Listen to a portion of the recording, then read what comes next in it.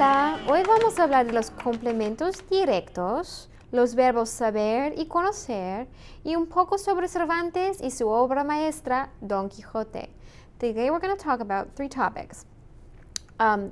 Direct object pronouns, direct objects and direct object pronouns, the two verbs for to know in Spanish, which are saber y conocer, and finally we're going to talk a little bit about Cervantes and his masterpiece, Don Quixote. Empecemos con los objetos directos. Let's begin with direct objects. What is a direct object? A direct object is something that receives the action of the verb and answers the question what or who. For example, I will call you. Who will I call? You. You is the direct object. I am reading the book. What am I reading? The book. The book is the direct object. But what we really want to learn is the direct object pronouns. So for example, if you already know that we're talking about the book, instead of saying I'm reading the book, I may just say I'm reading it. Now how do we say that in Spanish? The direct object pronouns in Spanish are me, which is for me, te, for you, lo, for him, or it if it's a singular masculine object, or also usted. And then la would be her, la llamo, I call her.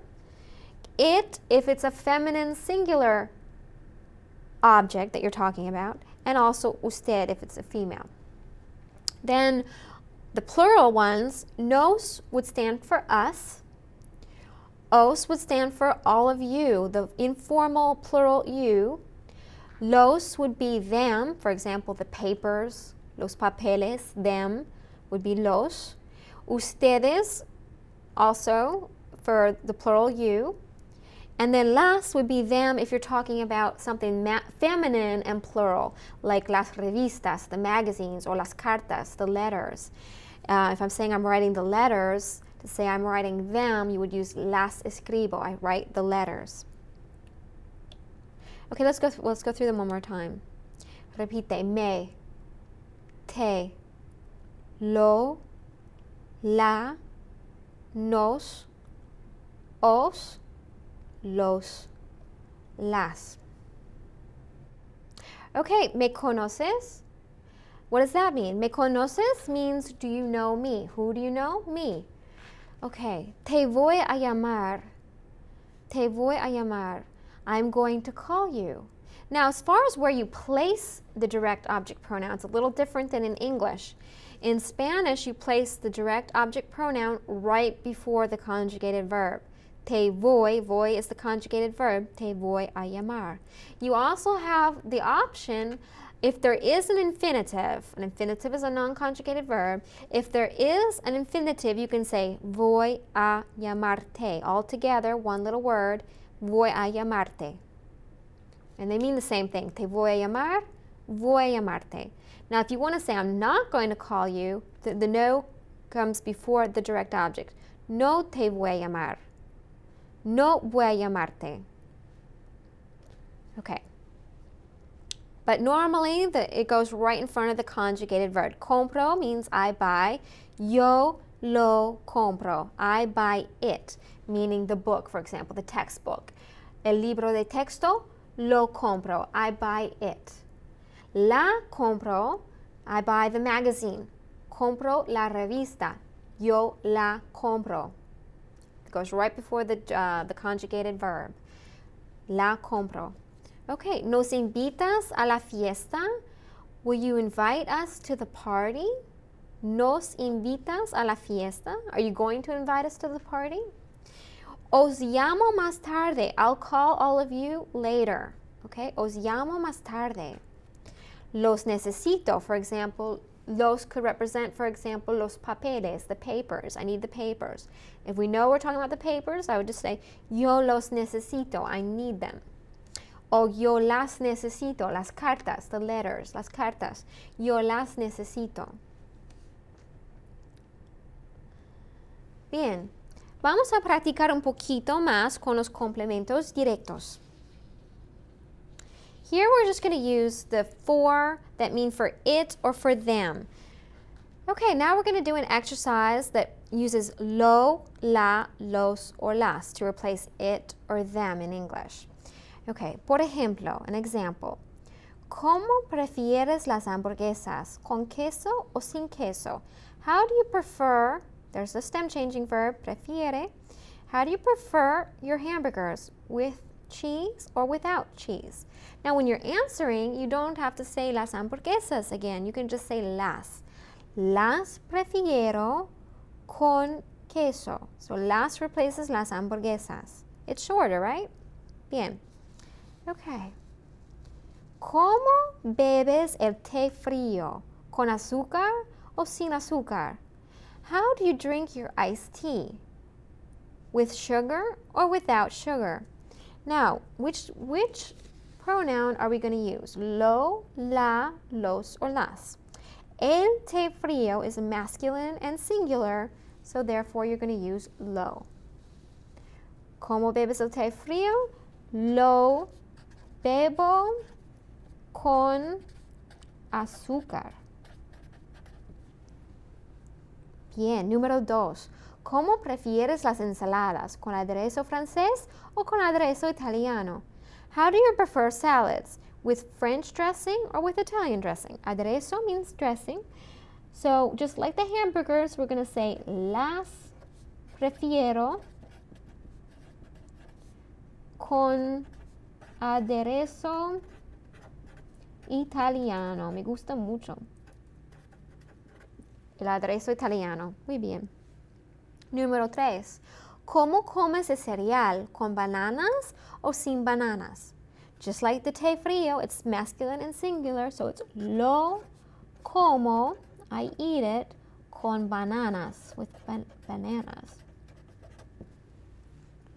Okay.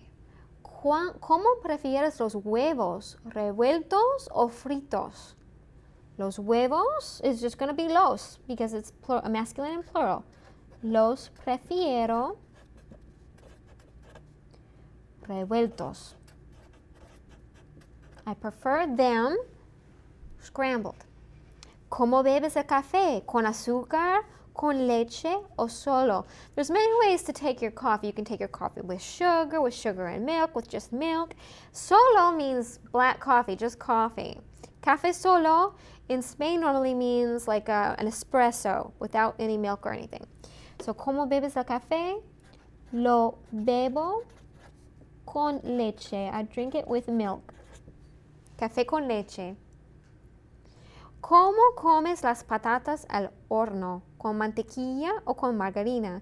How do you eat your baked potatoes? Patatas al horno. Las como con mantequilla, with butter.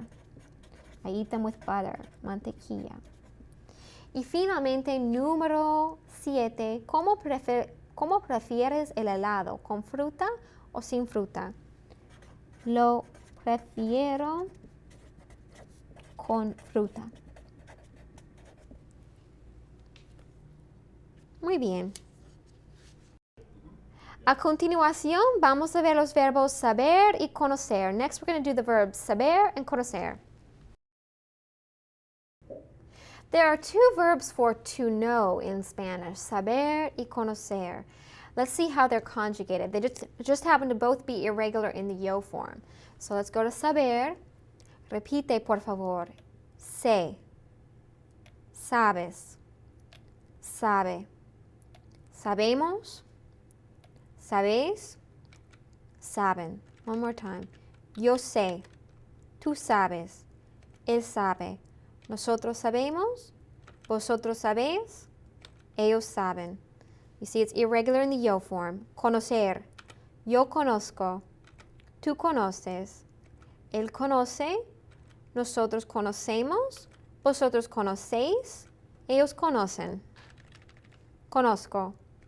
Conoces. Conoce. Conocemos. Conocéis. Conocen. Muy bien. Saber. When do you use saber? Saber is used for the ability to do something, to know how to do something, and also for information. Por ejemplo, ¿sabes esquiar en el agua? Do you know how to water ski? Sí, sé esquiar en el agua. Muy bien. O yo sé bailar el merengue. Repite, yo sé bailar el merengue. I know how to dance the merengue. Not really. Anyway, sabes, okay, so that's for ability to do something. Information, ¿sabes dónde yo vivo? Do you know where I live? Sé tu número de teléfono. I know your telephone number. Those are information. Conocer is a little different. Conocer is used for knowing people, places, in the sense of being familiar with a place, knowing what a place is like, and to be familiar with, for example, to be familiar with a body of work or familiar with a topic. So let's look at some examples. ¿Conoces París? Do you know Paris? ¿Conoces París? Have you ever been there? Do you know what it's like? Okay, conozco Nueva York. ¿Me conoces? We had that one earlier. Do you know me? ¿Me conoces? Conozco a Isabel. And notice here that if I'm using Isabel as a direct object, because it's a person, I have to add the personal a. Conozco a Isabel. Llamo a Juan. I call Juan. Llamo a Juan. Conozco a Isabel. That's called the personal a. Okay? And then also, we are familiar with Frida Kahlo's work. Conocemos la obra de Frida Kahlo. We know the work of Frida Kahlo's work. Okay? Práctica, saber versus conocer. Saber, let's do some practice. Práctica. Yo ya, I already know where you live. So yo is the irregular form. Sé. Yo ya sé donde tú vives. I already know where you live.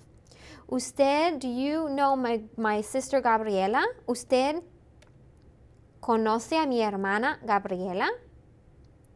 Do you know my sister Gabriela? Nosotros, we know Barcelona. We're familiar with it. Nosotros conocemos Barcelona. Ya, we already know that La Paz is the capital of Bolivia. Now those are some places, but we're not saying, do you know La Paz? Like, have you been there? We're saying, do you know that La Paz is the capital of Bolivia? So that's information. Information is saber. So it's nosotros sabemos que La Paz es la capital de Bolivia.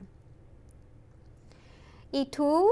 Do you know la obra cubista de Picasso? Do you know the cubist work of Picasso? His cubist work? ¿Conoces? ¿Tú conoces la obra? Oh, it's not a question. It's, ¿tú conoces la obra cubista de Picasso? And finally, a question. Tu hermanito, your little brother, knows how to ride a bicycle, andar en bicicleta. Tu hermanito, now this is an ability. So ability to know how to do something is saber. Tu hermanito sabe andar en bicicleta. Okay? Now, te toca a ti. It's your turn. Escribe 4 preguntas. 2 preguntas con el verbo saber y 2 preguntas con el verbo conocer. You're going to write 4 questions, 2 with saber and 2 with conocer, that you'd like to ask a classmate.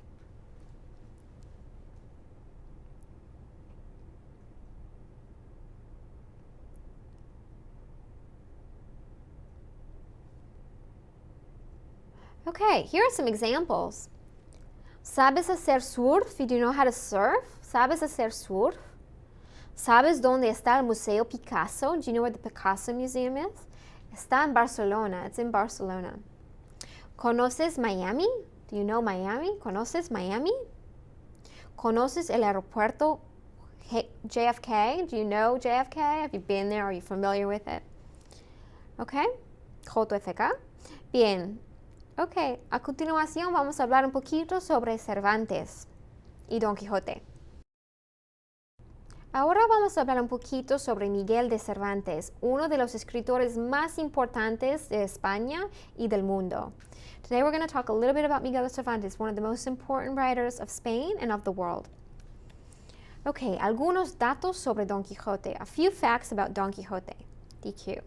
Don Quijote se vuelve loco por leer libros de caballería. He goes crazy, se vuelve loco is crazy, because he's reading chivalrous novels, chivalrous books. And he begins to think that he's this great knight, un caballero andante.